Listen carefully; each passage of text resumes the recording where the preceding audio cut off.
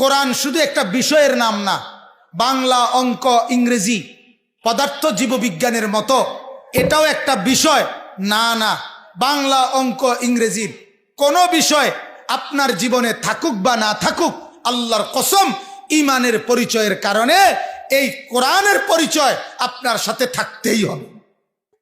কথাটা বুঝছেন কিনা আমার? অর্থাৎ আপনি বাংলা জানেন আর অঙ্ক জানেন অথবা না জানেন, কিন্তু কোরআন আপনি জানেন, এ কথা আপনাকে বলতেই হবে, এ কথা আপনার জীবনে থাকতেই হবে, এ কথা জীবনে থাকতেই হবে। এ কথার কোনো যুক্তি নাই। আমি শিক্ষিত তবে কোরআন জানি না, আমি শিক্ষিত তবে কোরআন পড়তে পারি না।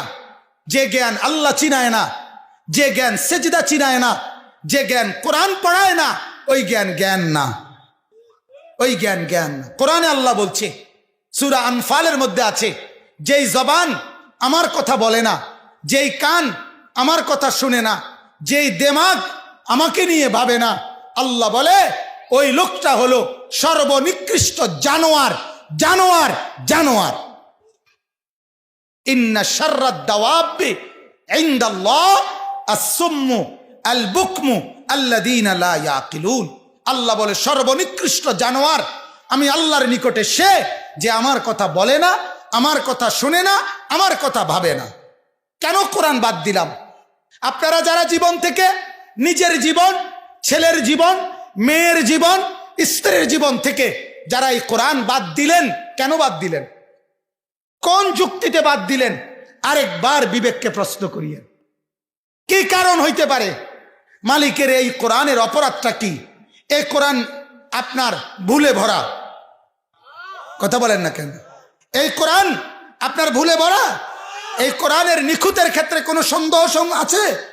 তাহলে কি কারণ থাকতে পারে? বাংলা বইতে, অঙ্ক বইতে, ইংরেজি বইতে, পৃথিবীর কোনো, আমি তো পড়ছি, আমি দাখিল 1998 সালে আপনার বিজ্ঞান সায়েন্স থেকে, বিজ্ঞান বিভাগ থেকে 1998 সালে সমগ্র বাংলাদেশে সর্বোচ্চ নাম্বার পেয়ে ফার্স্ট স্ট্যান্ড করেছি, আলহামদুলিল্লাহ।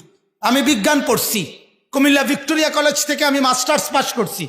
অতএব আমি এটা বুঝাইতে চাই, পৃথিবীর কোন বাংলা, অঙ্ক, ইংরেজি, পদার্থ জীববিজ্ঞানের একটা বইয়ের নাম আপনি বলেন যে বইয়ের শুরুতে লেখা আছে এই বইটি মানুষ বানাবার জন্য, মানুষ গড়বার জন্য লিখা হয়েছে, এটা কোন বই সেটা বলেন। কিন্তু আমরা কসম চ্যালেঞ্জ করে বলতে পারি, এ কোরআন তার মালিক বলছে হুদাল লিন নাস, এটা মানুষ গড়বার জন্য, মানুষ বানাবার জন্য লেখা বানানো।